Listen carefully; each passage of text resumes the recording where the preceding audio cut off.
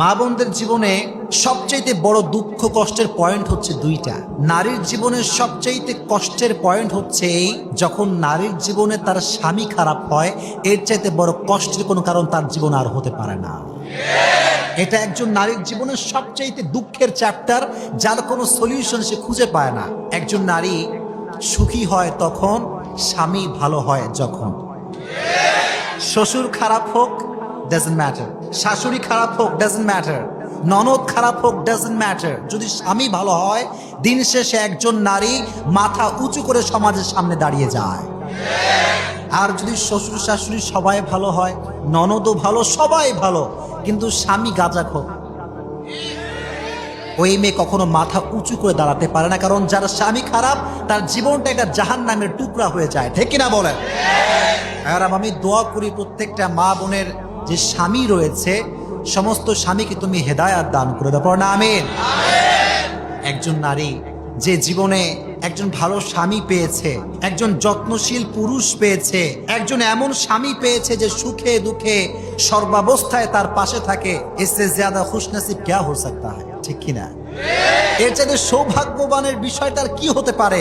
ওই নারী পৃথিবীর সবচাইতে সৌভাগ্যবতী নারী, যার স্বামী যত্নশীল পুরুষ, ঠিক কিনা বলে? এরা প্রত্যেকটা মা বোনকে তুমি যত্নশীল স্বামী দান করে দিও, পড়ো না আমিন।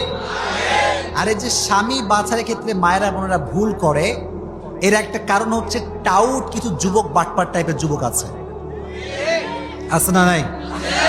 এরা কি করে জানেন? এরা খালি মিষ্টি মিষ্টি কথা বলে, I love you, I miss you. তো যখন, ঠিক না? তো নারীরা হচ্ছে একটু মানে আবেগী হয় একটু বেশি, মুরব্বীরা ভালো করে বুঝবেন। নারীদেরকে যে একটু পটায় এমনিতেই পটে যায়।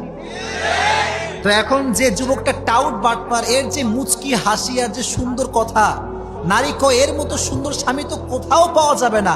আব্বা কয় প্লিজ যাস না, হ্যাঁ টাউট তুই যাস না। মেয়ে বলে এরে বিয়ে না করলে গলায় ফাঁসি দিয়ে মরে যাবে।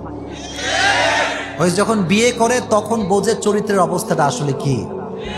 এটা ঠিক না। মা বোনদেরকে বলবো, কোন ছেলেকে বিয়ে করার পূর্বে টাকা পয়সা দেখে বিয়ে করেন না, ছেলেটা চরিত্রবান কিনা এটা দেখার দরকার আছে না নাই?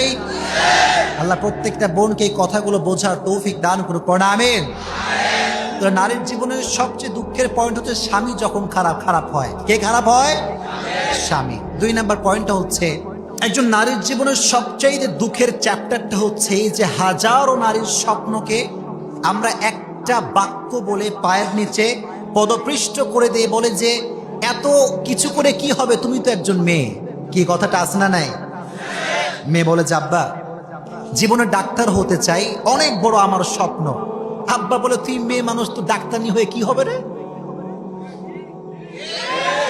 ভাইরে, ইসলাম নারীকে ঘরে থাকতে শেখায়, ঠিক আছে, তবে ইসলাম যদি এই কথাই বলে যে সব নারী ঘরে থাকবে, তাহলে যখন আপনার ওয়াইফ প্রেগনেন্ট হবে, কথাগুলো বুঝবেন, দামি কথা বলছি, ফালতু কথা এগুলো না। আমি হুজুর, ফর এক্সাম্পল আমার ওয়াইফ প্রেগনেন্ট, আমি যখন কোনো হসপিটালে যাব, যদি সিজার করতে হয় বাই চান্স, একদম সিরিয়াস অবস্থা, ফর এক্সাম্পল বলছি, আমি একজন হুজুর মানুষ, আপনি একজন হুজুর মানুষ, আপনি কি কখনো আপনার স্ত্রীকে গায়রে মাহরাম পুরুষের হাতে তুলে দিতে পারবেন? তখন লাগবে একজন নারী ডাক্তার নিয়ে, ঠিক কিনা বলেন? লজিক সব জায়গায় দিবেন না। নারীদেরও স্বপ্ন পূরণ করার অধিকার একটা আছে না নাই? কোন নারী যদি স্বপ্ন পূরণ করতে চায় হালাল ভাবে, ইসলামকে মেনে, আল্লাহর কসম কেউ তাকে বাধা দেওয়ার অধিকার রাখে না। এজন্য মা বোনদের স্বপ্নের দাম দিবেন। আল্লাহ তাআলা মা বোনদের জীবনে যে কষ্টগুলো আছে, প্রত্যেকটা কষ্ট দুঃখ দূর করে দিয়ে পুরো জীবনটাকে সুখময় করে দিক, পড়া আমিন।